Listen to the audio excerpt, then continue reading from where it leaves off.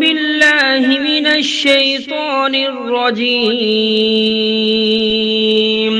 بسم الله الرحمن الرحيم. الرحمن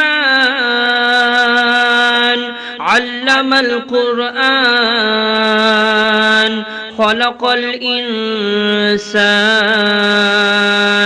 علمه البيان. الشمس والقمر بحسبان والنجم والشجر يسجدان والسماء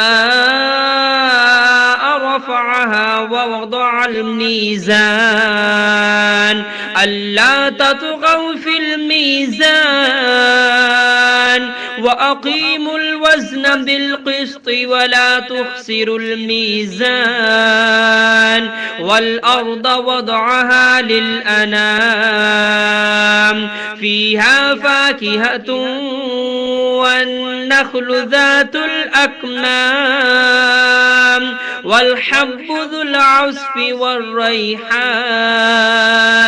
فبأي آلاء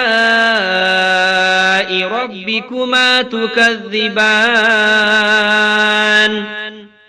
خلق الإنسان من صلصال كالفخار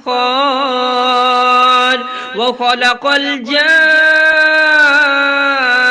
من مارج من نار فبأي آلاء ربكما تكذبان.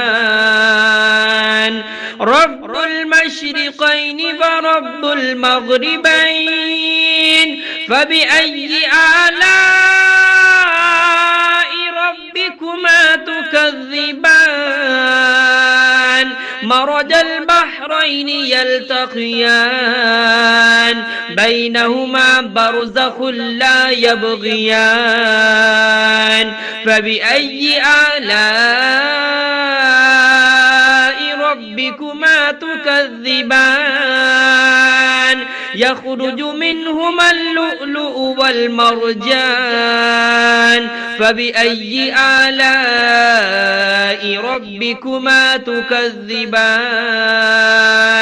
وله الجوار المنشآت في البحر كالأعلام فبأي آلاء ربكما تكذبان.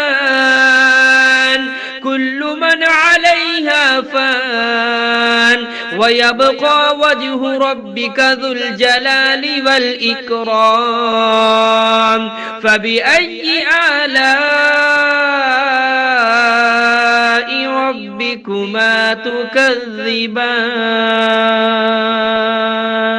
يسأله من في السماوات والأرض كل يوم هو في شأن فبأي آلاء ربكما تكذبان.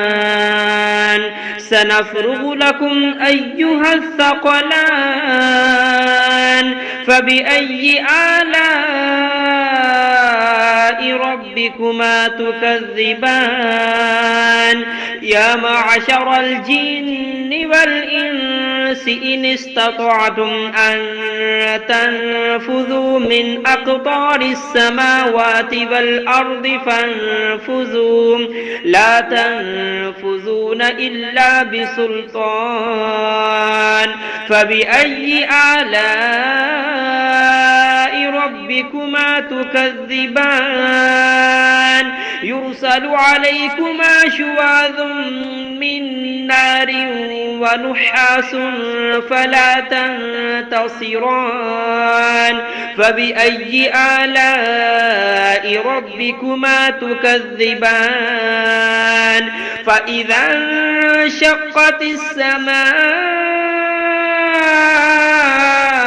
فكانت وردة كالدهان فبأي آلاء ربكما تكذبان. فيومئذ لا يسأل عن ذنبه إنس ولا جان فبأي آلاء ربكما تكذبان يعرف المجرمون بسيماهم فيؤخذ بالنواسي والأقدام فبأي آلاء ربكما تكذبان هذه جهنم التي يكذب بها المجرمون يطوفون بينها وبين حميم آن فبأي آلاء ربكما تكذبان ولمن خاف مقام ربه جنتان فبأي آلاء ربكما تكذبان ذواتا أفنان فبأي آلاء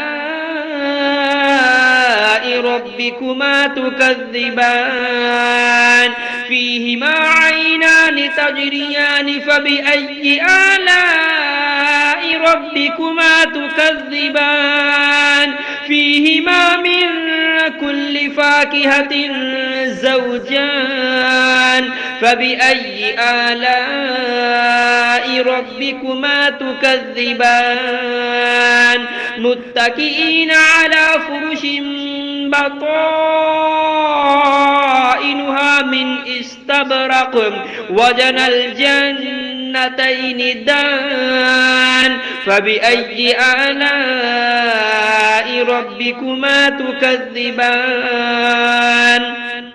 فيهن قاصرات الطرف لم يطمثهن إنس قبلهم ولا جان فبأي آلاء ربكما تكذبان كأنهن الياقوت والمرجان